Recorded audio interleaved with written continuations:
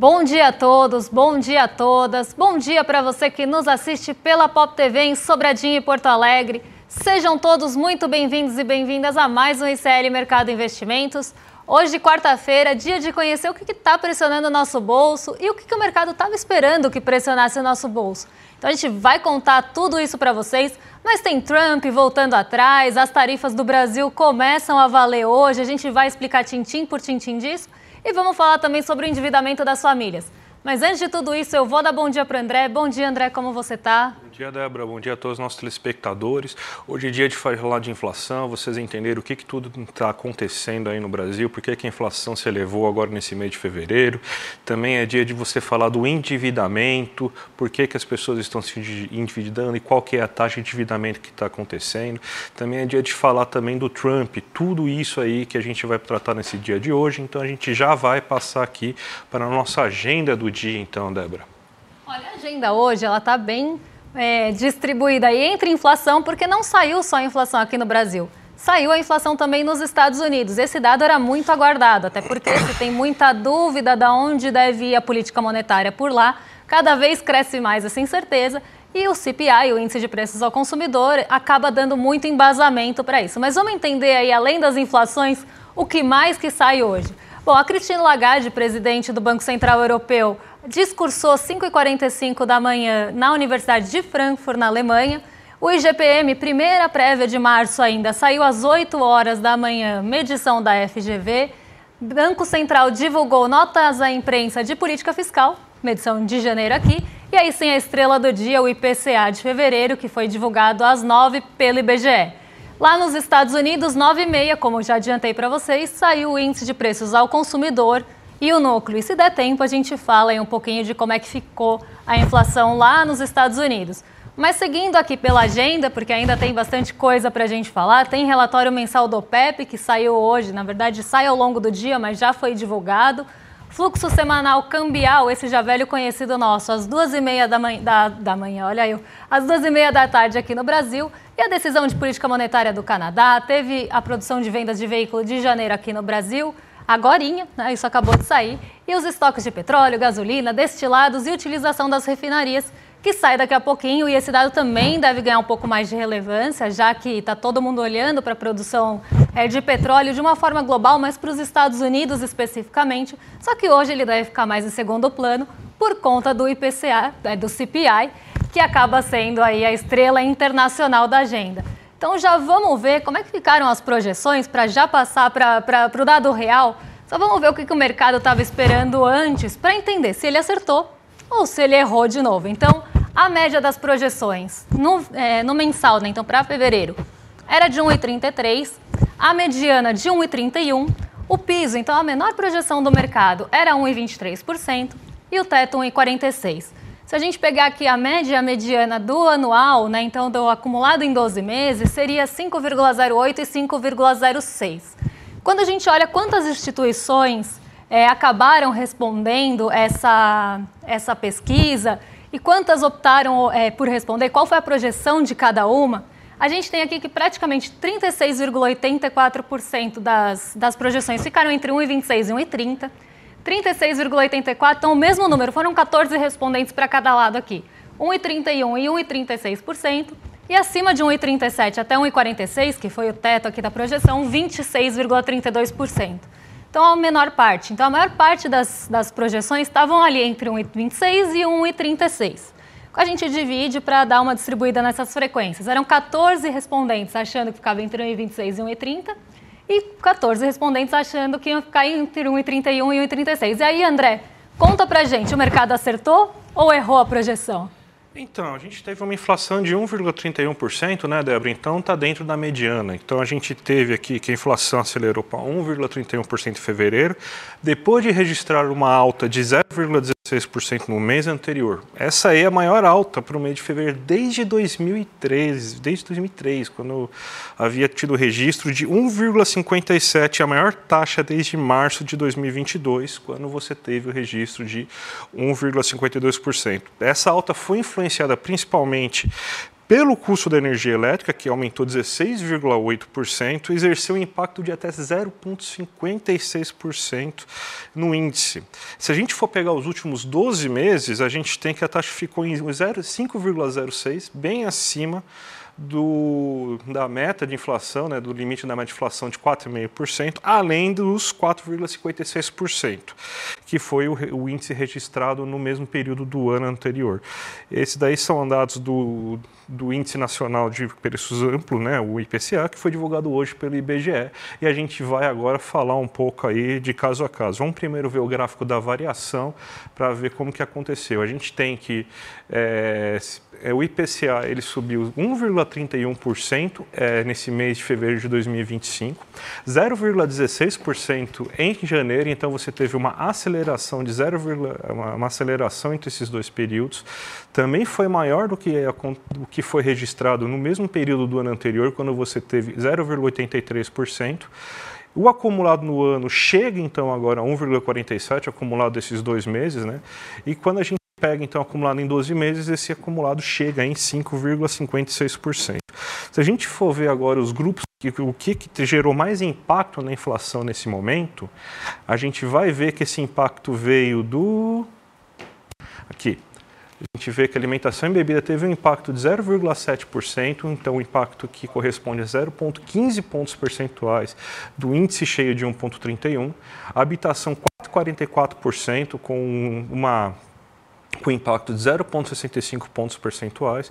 Os artigos de residência subiram 0,44%, com impacto de 0,01% no índice cheio. O vestuário não teve elevação, então não teve impacto nenhum. Transportes teve um impacto de 0,61%, se elevando em 0,13 pontos percentuais. Saúde e cuidados pessoais teve um impacto de 0,49%, se elevando em 0,07 pontos percentuais do índice cheio. Despesas pessoais 0,13%, com impacto de 0,01%. Educação subiu bastante esse mês de fevereiro, com 4,7%, subindo 0,28 pontos percentuais, e comunicação 0,17%, faltou a porcentagem aí no final, mas também teve impacto de 0,01 pontos percentuais. Se a gente for pegar pelos índices, aqueles que foram os destaques tanto positivos quanto negativos no mês, a gente vai ver aqui, por exemplo, que que você teve, então, o arroz tendo uma queda boa de 1,61%, o feijão carioca tendo uma queda de 3,33%, a batata inglesa tendo uma queda de 4,1%, o tomate de 3,74%, a cebola de 1,1%, aí a gente começa a ver as altas já. O café moído 10,77%, o vilão mais uma vez esse mês, as hortaliças subindo 3,47%, as frutas subindo 0,05%, as carnes dando uma certa amenizada, subindo 0,08%, os leites e derivados subindo 0,15%, energia elétrica residencial, que foi o grande peso também, que foi o que mais causou o índice inflacionário nesse mês, com uma alta de 16,8%, com o fim do bônus de Itaipu, a gasolina subindo 2,78%, o etanol subindo 3,62% e o óleo diesel 4,35%.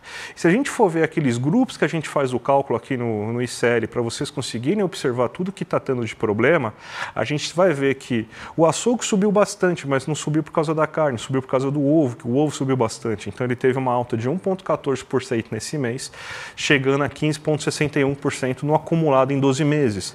A feira subiu 0,16% esse mês, a gente teve pouco impacto nos hortifrutos, somente alguns bem específicos, com a feira caindo 8,58% aí no acumulado em 12 meses. Ou seja, está mais barato agora a feira do que estava no momento anterior. O mercado subiu 0,73% nesse mês aí, puxado por alguns itens que não são da feira, que são de alimentos mais industrializados, com uma alta de 6,15%. Os boletos subiram bastante na esteira do aumento da energia elétrica, com esse fim do bônus de Itaipu subindo 3,49%, chegando no acumulado de 12 meses a 4,84%, e o lazer subiu em 0,13%, chegando em 5,65%. Então, gente, esse aí é o raio-x do que aconteceu com a inflação agora nesse mês, Débora. E se a gente pega a inflação, ou os índices de inflação que saíram esse mês já, pega IGPDI, pode pegar o IPCA 15, o IPCA, então não tinha como a gente ter uma surpresa muito grande. Então não vou jogar tantos louros assim para o mercado que ele acertou. a mediana estava certa, a média estava um pouquinho mais alta, mas o mercado acertou. Acertou tanto para quem ia puxar a inflação para cima, quem quer impulsionar a inflação nesse mês, como acertou também a medida. Então, acertaram, né? Vale a pena a gente falar que acertou, só que não causou grande surpresa. Ia ser muito difícil errar, eu estranharia se errasse. Bom, não estranharia tanto assim. Mas o mercado já tinha previsto, né, já nas projeções já estava aparecendo que a energia elétrica, por conta do bônus de Itaipu, ia puxar, o ovo, o café, então tudo isso já estava ali no radar, até porque isso apareceu em todas as outras medições anteriores. Seria muito estranho se não aparecesse no IPCA. Então, o mercado sim acertou e acertou inclusive os itens que deveriam puxar, muito também aí parecidos com todos os outros índices de inflação que a gente já contou para vocês. A gente tem agora para falar, Débora, da questão do endividamento, né? Que você tem de novo o cartão de crédito liderando, né, o endividamento das famílias, né? E você montou algumas artes para explicar para você tudo o que está acontecendo, para explicar para vocês, perdão, tudo o que está acontecendo aí, de por que está rolando esse grande endividamento aí, qual que são as taxas de juros, e nenhuma surpresa que é do cartão de crédito novamente, né? Exatamente. A gente tem aí o endividamento crescendo, então as famílias elas estão mais endividadas. Esse é o primeiro ponto. Só que a inadimplência, que normalmente cresce numa proporção parecida, dessa vez não cresceu da mesma forma. Então, por mais que a gente tenha tido um crescimento de endividamento, e isso é o que a matéria está contando para a gente, mas a gente vai trazer uns outros detalhes aqui para vocês, a inadimplência, que seria aí não pagar as contas, né, dar o calote, não cresceu na mesma proporção. Mas aí a gente tem que entender onde que as famílias estão se endividando, acho que esse é um ponto, e quanto as famílias estão endividadas aqui no Brasil. E essa medição não é a da Serasa, é a da CNC. A gente tem uma série de dados aqui de créditos. Tem o do Banco Central, tem o da CNC, tem da Serasa. Esse aqui é da CNC, tá? Então vamos ver como é que está o endividamento das famílias nesse mês de fevereiro. No ano passado, fevereiro de 2024, o endividamento no total de endividados, então se a gente pega o total das famílias endividadas no ano passado, era de 77,9%. Nesse ano já caiu para 76,10%. Ficou maior do que estava, 76,4%. Está maior do que estava em janeiro, que aí é o 76,10%? Está maior, mas menor do que estava em fevereiro de 2024. Então as famílias estão se endividando menos ou estão menos endividadas. Quando a gente olha as dívidas em atraso, aí sim é o que normalmente preocupa, né? As famílias estarem endividadas, como eu sempre falo aqui, cartão de crédito, ele é um endividamento também. Não é porque você pegou ali, usou o cartão de crédito, que isso não é um endividamento. Porque se você não pagar, se você não pagar isso em dia, você vai ver os juros correr ali. Claro que a fatura, ela vence num mês ali, tem os seus parcelamentos, que são dívidas futuras, mas se você pagar em dia, perfeito. Mas não deixa de ser um crédito, você está recebendo esse crédito do banco para pagar depois. É uma compra como se fosse a prazo ali. Então, é uma dívida, então a gente nunca pode esquecer disso. O dívida em atraso é 26,10%. No ano passado, em janeiro desse ano, estava em 29,10% e agora caiu para 28,60%. Então, teve uma redução também do mês passado para esse em relação às dívidas em atraso. E aí tem uma outra medição, que eu acho que essa também é bem importante a gente olhar, que é não terá condição de pagar.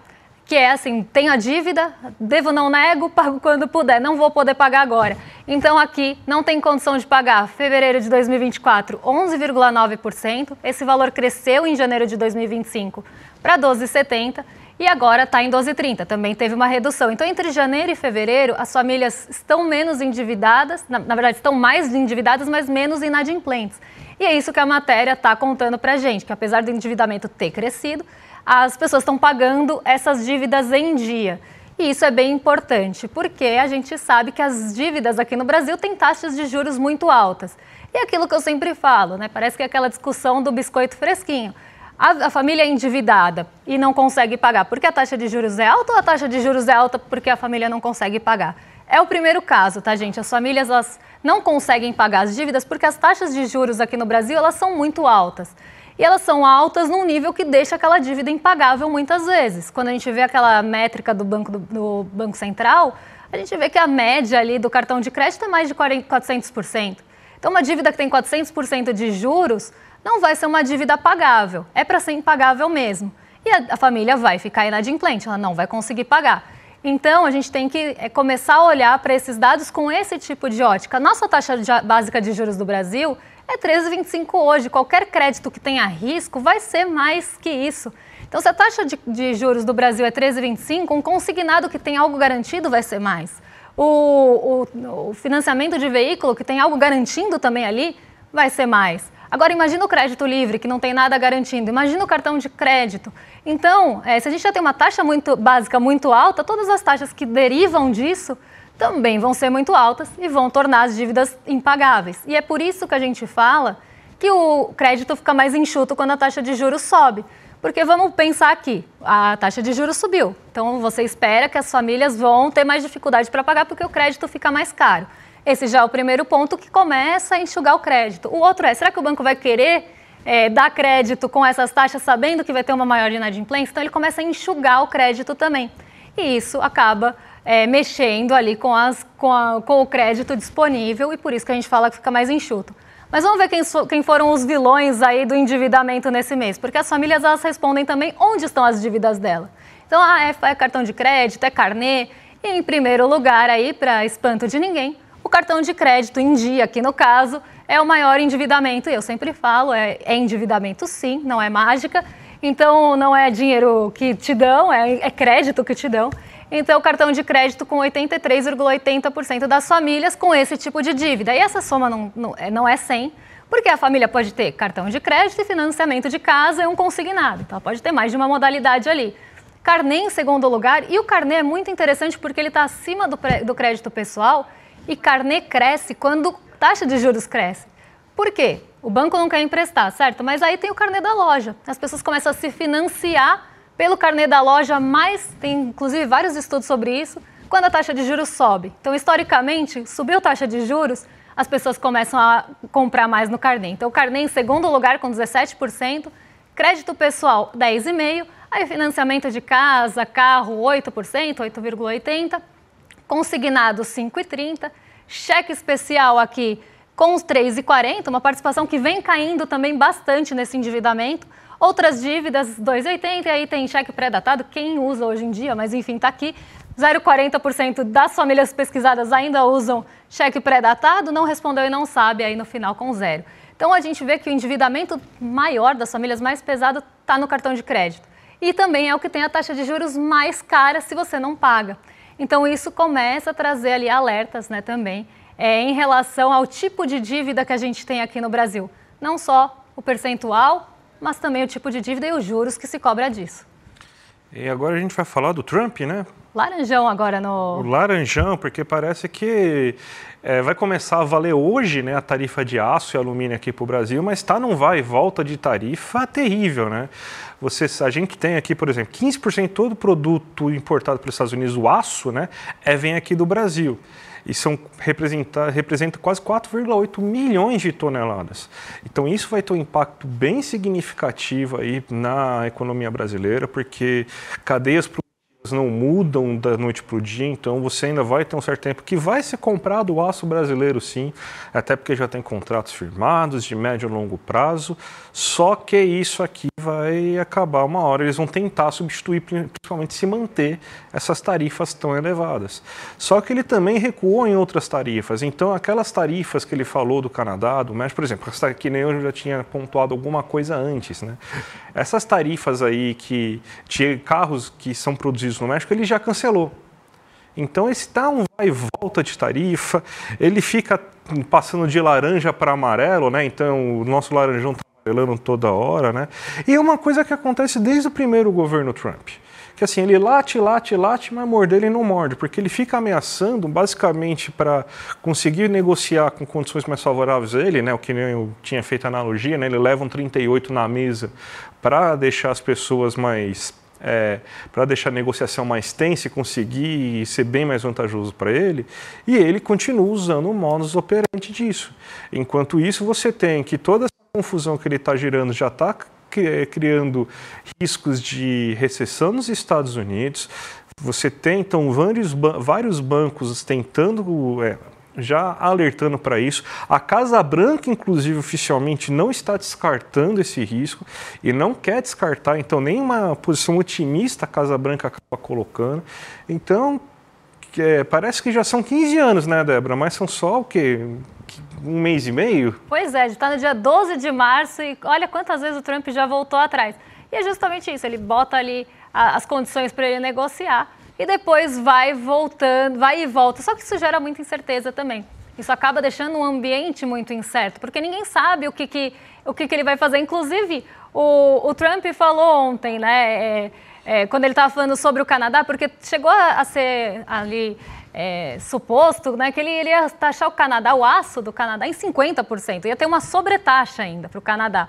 E aí o Canadá porque o Canadá respondeu que também ia taxar a distribuição ali de energia elétrica para os Estados Unidos. Aí o Trump voltou atrás e não vai mais taxar em 50%, mas foi muito interessante porque o Trump falou ontem, eu vou até achar aqui, vocês saberão se as tarifas de 50% do Canadá entrarem em vigor.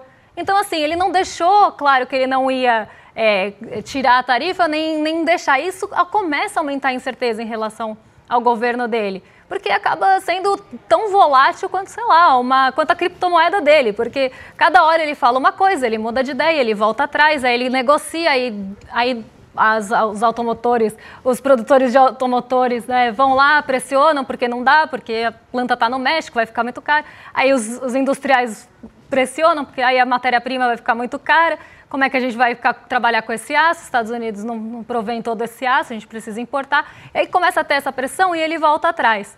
Mas ele coloca isso sim como uma base de negociação. E com o Canadá mesmo já foi e voltou pelo menos umas 3 vezes. E hoje começam as tarifas aqui no Brasil e já tem as siderúrgicas já estão caindo hoje. Desde manhã elas abriram em queda e estão caindo bastante, aí puxando o Ibovespa. Mas a gente vê toda uma movimentação aqui do Brasil também para ver como é que vamos lidar enquanto país com essas tarifas. O Canadá já falou que vai colocar retaliação, que vai também taxar em 25% os produtos dos Estados Unidos.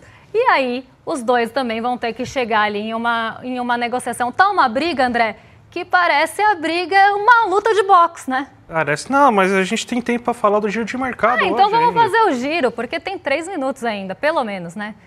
Já contei para vocês que a siderúrgica estão caindo, né? Então, o nosso Ibovespa hoje, ele está oscilando ali perto do 0 a 0, não está com uma rentabilidade super alta, não está ali firmado no positivo, também não está firmado no negativo. Ele está oscilando a estabilidade ali em 0,09 e muito disso vem das grandes siderúrgicas e ali empresas ligadas à siderurgia, à metalurgia, porque temos aí as tarifas em vigor e isso já está pressionando aqui a nossa bolsa. Então esse é o primeiro ponto que a gente tem que passar para vocês. Só que tem outras questões aí que eu acho que valem a pena a gente comentar. Tipo as treasuries de 10 anos, os títulos de dívida dos Estados Unidos.